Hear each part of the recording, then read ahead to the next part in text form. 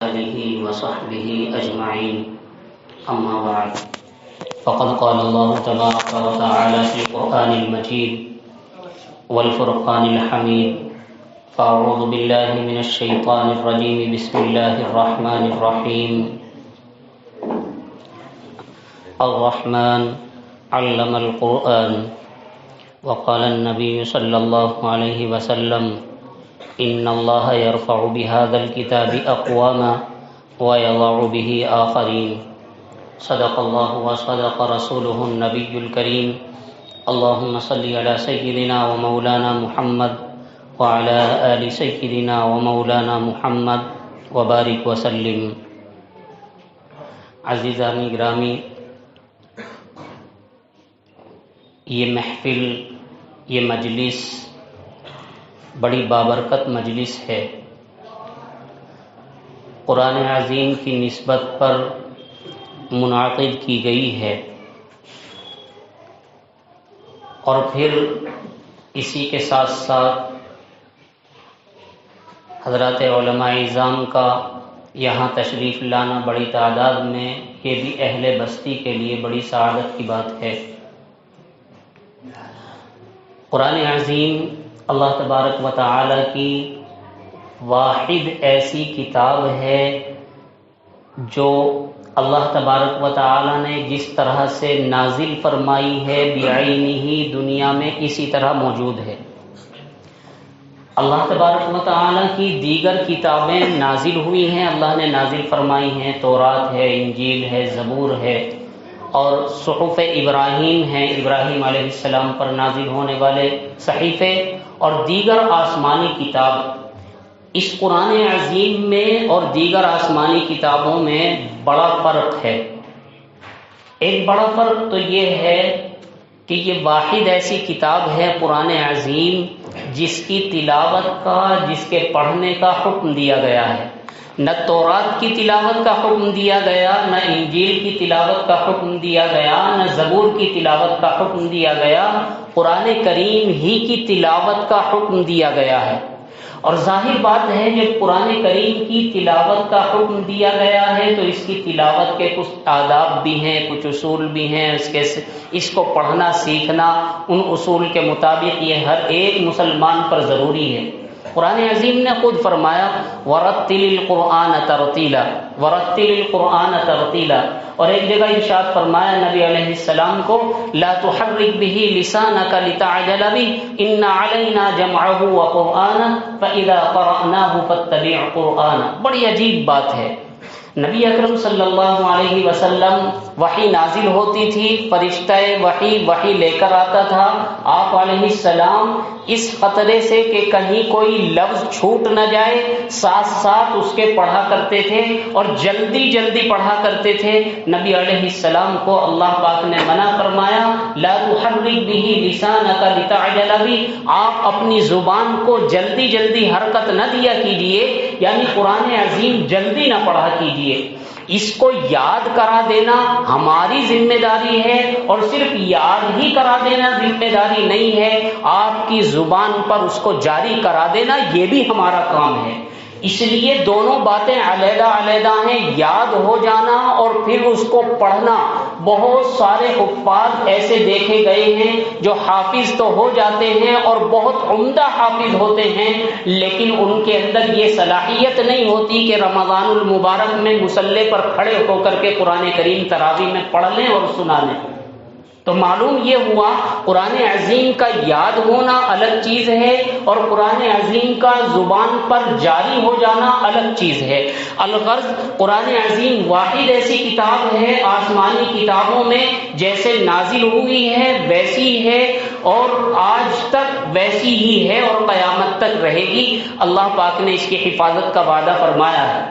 تفصیل میں نہ جاتے ہوئے جمعے کے بعد کیونکہ بہت زیادہ موقع بھی نہیں ہوتا بات کرنے کا، گفتگو کرنے کا، تو چند باتیں قرآن عظیم کی نسبت پر عرض کیے دیتا ہوں. دوسری بات یہ ہے جو بڑی اہم اور ضروری ہے کہ دیگر کتابوں میں اور قرآن کریم میں ایک بڑا فرق یہ ہے کہ قرآن کریم اللہ کا کلام ہے اور دیگر کتابیں جو آسمان سے نازل ہوئی ہیں وہ اللہ کی کتاب تو ہیں، اللہ کے احکامات تو ہیں، اللہ کا بھیجا ہوا دستور اور منشور تو ہے اور نظام زندگی تو ہے، لیکن وہ اللہ کا کلام نہیں ہے۔ قرآن عظیم اللہ کا بھیجا ہوا دستور، اللہ کا بھیجا ہوا قانون، قرآن عظیم اللہ کا بھیجا ہوا ایک نظام زندگی ہونے کے ساتھ ساتھ یہ اللہ کا کلام ہے۔ اللہ تبارک و تعالی نے خود قرآن عظیم کی تلاوت فرمائی ہے، یہ اللہ کی ذات عالی سے نکلا ہوا ہے قرآن عظیم۔ اور ایک وقت ایسا آئے گا جب جنتی جنت میں چلے جائیں گے اور تمام لوگ اپنے اپنے ٹھکانوں پر پہنچ جائیں گے، پھر اللہ تبارک و تعالی فرمائیں گے کہ مانگو کیا مانگتے ہو۔ اللہ پاک جن لوگوں نے دنیا میں اپنے آپ کو گانے باجوں سے بچا کر کے، گانوں کی لطف اندوزی سے اپنے آپ کو بچا کر کے رکھا ہوگا، پھر اللہ پاک وہاں ان کے سنانے کے لیے جو تلاوت فرمائیں گے وہ قرآن عظیم کی خود تلاوت فرمائیں گے۔ تمام جنتی اس قرآن عظیم کی تلاوت کو اللہ رب العزت سے سن کر کے مسحور ہو جائیں گے، ایسے ہو جائیں گے جیسے کوئی ساحر جن پر سحر ہو جاتا ہے، وہ بیگانہ سے ہو جاتے ہیں، اپنے آپ کو بھول جاتے ہیں، یہ کیفیت ہوگی۔ اللہ تبارک و تعالی سورۃ الرحمن کی تلاوت فرمائیں گے، الرحمن علم القرآن خلق الانسان۔ اللہ پاک نے اس سورت میں اور سورت کی ابتدائی آیت میں فرمایا الرحمن علم القرآن۔ رحمان کون ہے؟ رحمان وہ ہے جس نے قرآن کو سکھایا۔ مطلب یہ ہے قرآن کریم کا نازل کر دینا یہ اللہ کی صفت رحمانی کی وجہ سے ہے، قرآن کریم کو سکھا دینا اللہ کی صفت رحمانی کی وجہ سے ہے۔ جب بندہ اللہ تبارک و تعالی جب بندے پر رحم کرنا چاہتے ہیں اس کو قرآن کریم سکھاتے ہیں۔ جب اللہ تبارک و تعالی کسی کے ساتھ خیر کا فیصلہ فرمانا چاہتے ہیں تو اس کو قرآن عظیم کی تعلیم عطا فرماتے ہیں اور قرآن عظیم سے نسبت عطا فرماتے ہیں۔ ایک بات اور عرض کروں، قرآن عظیم تو بہت بڑی چیز ہے، بہت بڑی چیز ہے، لیکن اللہ نے جس زبان میں قرآن عظیم کو اتارا ہے، جس زبان میں قرآن عظیم کو نازل کیا ہے، ایک بات بڑی نقطے کی عرض کر رہا ہوں، بڑی نقطے کی بات عرض کر رہا ہوں، اللہ نے اس زبان کی بھی حفاظت فرمائی ہے۔ قرآن عظیم ہی کی نہیں، جس زبان میں اللہ پاک نے قرآن عظیم کو نازل فرمایا ہے اس زبان کی بھی حفاظت فرمائی ہے۔ میں آپ سے اگر کہوں کہ کوئی دنیا کا عرب کے علاوہ کوئی شخص آپ جو 600 سال پہلے اٹھ گیا ہو، دنیا سے جا چکا ہو، اگر اللہ اس کو دوبارہ بھیج دیں تو آپ میں سے کوئی اس کی زبان سمجھ سکتا ہے؟ سمجھ سکتا ہے کوئی اس کی زبان؟ نہیں سمجھ سکتا۔ اور یہ واقعہ میں اپنی طرف سے عرض نہیں کر رہا ہوں، قرآن نے اس کی مثال دی ہے۔ اصحاب کہف جو غار والے لوگ ہیں، جب اللہ پاک نے 300 سال کے بعد ان کو اٹھایا اور وہ پہنچے بازار، لو کچھ کھانے پینے کا انتظام کر لو، اپنے سکے لے کر پہنچے تو وہ پہچانتے نہیں تھے یہ کیا سکہ، ہمارے یہاں تو نہیں چلتا۔ اب وہ زبان نہیں بول سکتے تھے، وہ ان کی زبان نہیں پہچان سکتے تھے کہ یہ کتنی زبان، حالانکہ وہ 100 یا 300 سال کا فرق تھا، اور باقی اللہ جانتے ہیں کتنا ٹھہرے ہیں، قرآن عظیم نے اس کو بیان کیا ہے۔ لیکن سچی بات بتلائیے، کیا نبی علیہ السلام کے زمانے کا کوئی شخص حضرت حمزہ رضی اللہ تعالیٰ، حضرت ابو بکر رضی اللہ تعالیٰ یا آپ کے والد محترم 1400 سال کے بعد اگر آپ کے یہاں تشریف لے آئیں تو ان کی زبان سمجھنے میں کوئی دشواری ہوگی؟ بات سمجھ آ رہی کہ نہیں آ رہی؟ ان کی زبان سمجھنے میں کوئی دشواری ہوگی؟ کوئی دشواری نہیں۔ علماء بیٹھے ہوئے ہیں جو ابتدا سے عربی کو سیکھتے ہیں، فوراً کہا جائے گا بھئی ہمارے یہاں عربی زبان کے بولنے والے 1400 سال پہلے کے ایک صاحب تشریف لائے ہیں، ذرا ایک عالم کو بلا کر لائیے جو ان کی زبان سمجھ کر کے بتلا دے۔ لیکن اس عربی زبان کے علاوہ کوئی 1400 سال نہیں، 500 سال پہلی زبان اٹھا کر لائیے جس کو آج سمجھ سکتا ہو کوئی دنیا کے اندر۔ یہ کتنا بڑا اعزاز ہے۔ ہم نہیں سمجھتے، ہم قرآن عظیم کو معمولی سمجھتے ہیں، ہم نے اس کو معمولی سمجھ لیا ہے، ہم نے اس کو بہت ہلکا سمجھا ہے۔ قرآن عظیم خود ارشاد فرماتا ہے لو انزلنا هذا القرآن على جبل لرأيت، اگر ہم اس قرآن عظیم کو ہم زمین پر اتار دیتے، پہاڑوں پر اتار دیتے تو پہاڑ بھی ریزہ ریزہ ہو جاتے۔ یہ قرآن عظیم، اگر ہم اس کو پہاڑوں پر اتار دیتے تو پہاڑ بھی ریزہ ریزہ ہو جاتے۔ اللہ کے خوف کی وجہ سے، قرآن عظیم کے ثقل کی وجہ سے وہ پہاڑ بھی ریزہ ریزہ ہو جاتے۔ ہم نے قرآن عظیم کو معمولی سمجھا۔ آپ سمجھیے یہ اللہ کا کلام ہے، اللہ کی زبان سے نکلا ہوا کلام ہے۔ میں عام طور پر ایک مثال دیا کرتا ہوں کہ دیکھو یہ تو کتابوں کے اندر لکھا ہوا ہے اصول اور ضابطے کے طور پر کہ جو بادشاہ ہوتا ہے اس کا کلام بھی تمام لوگوں کے کلام کا بادشاہ ہوتا ہے۔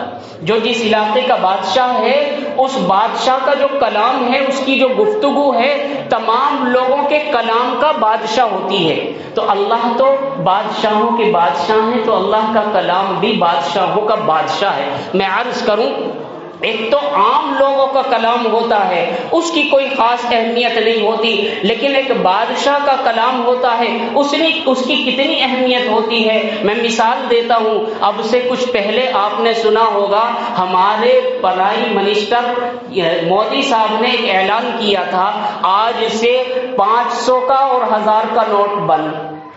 آپ کے کسی کے پاس ہے؟ کہیں چلتا ہے؟ کوئی 1 روپے کی ٹافی دے سکتا ہے اس کی؟ ایک مرتبہ تو کہا تھا نا اس نے، رات کو 8 بجے کے وقت غالباً ایک اعلان کیا تھا کہ آج سے 1000 اور 500 کا نوٹ بند۔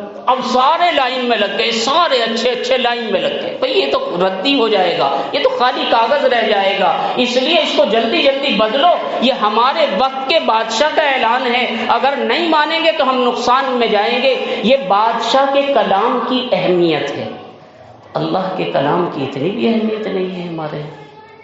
اللہ کچھ فرماتے ہوں قرآن عظیم میں، کوئی حکم دیتے ہوں، تو اللہ کے کلام کی اہمیت کو سمجھیے کہ جب ایک ملک کے سربراہ، ایک ملک کے ذمہ دار، ایک ملک کے بادشاہ، گویا کہ بادشاہ کا جب اعلان ہوتا ہے تو اس کا کلام اتنا وزنی ہوتا ہے کہ فوراً اس کو لوگ چھوڑ دیتے۔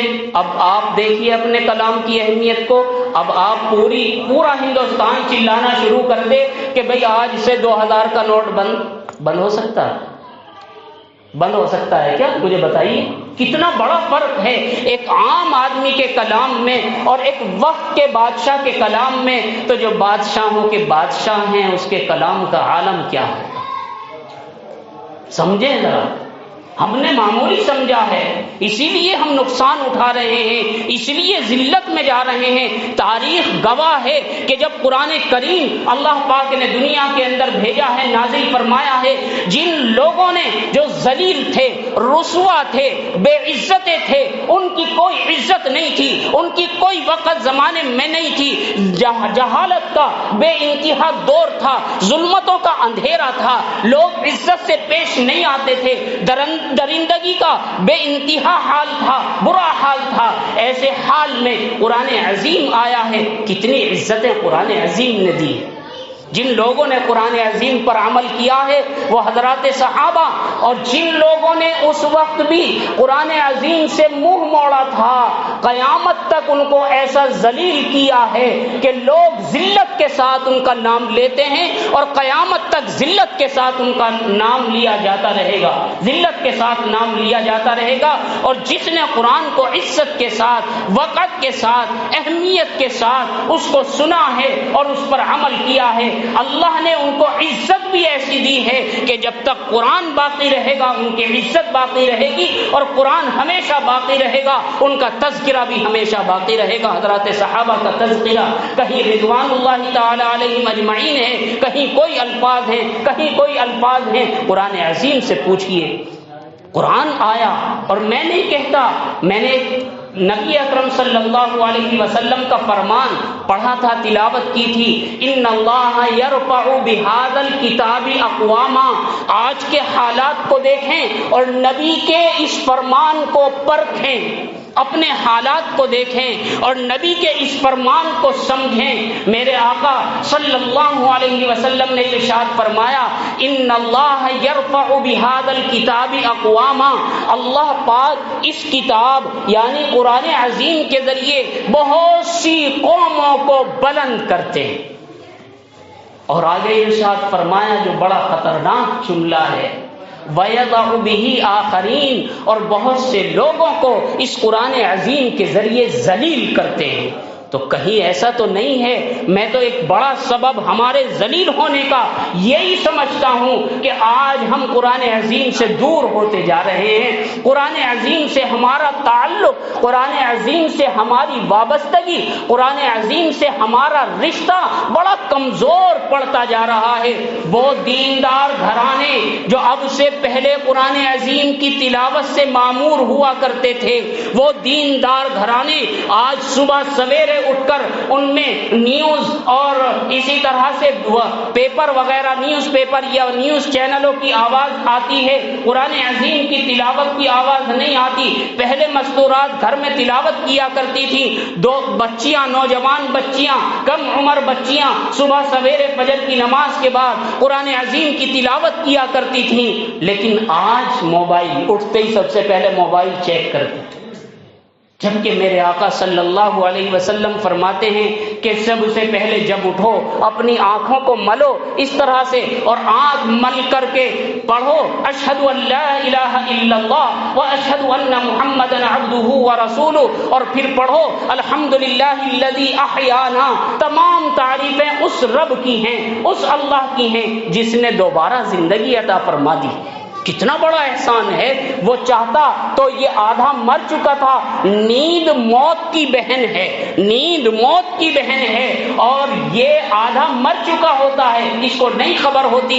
اگر یہ اللہ چاہتا تو اس کو سوتا ہی رہنے دیتا۔ کتنے واقعات ہیں۔ تو اللہ کے رسول صلی اللہ علیہ وسلم فرماتے ہیں جب صبح سویرا اٹھو تو اللہ کا شکر ادا کرو، الحمدللہ الذی احیانا بعدما اماتنا، ہمیں مارنے کے بعد جس نے زندگی عطا فرمائی ہے اس کی تمام تعریفیں ہیں۔ لیکن ہم صبح سویرے اٹھتے ہی موبائل پر نظر۔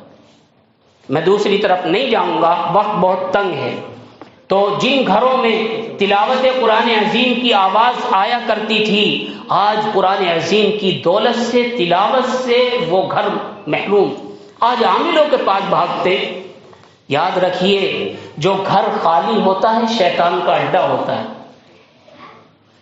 گھر اگر برباد کرنا ہو اس پر کوئی محنت کرنے کی ضرورت نہیں پڑا کرتی، آپ اس کو بند کر دیجئے، لائٹ بند کر دیجئے، بند چھوڑ دیجئے مکان کو، کچھ دن کے بعد وہ کھنڈر ہوتا چلا جاتا ہے۔ پہلے اس میں کوڑا کرکٹ جمع ہوتا، بڑے لوگ موجود ہیں تجربے کار، پہلے کوڑا کرکٹ جمع ہوتا ہے اور پھر اس کے بعد جو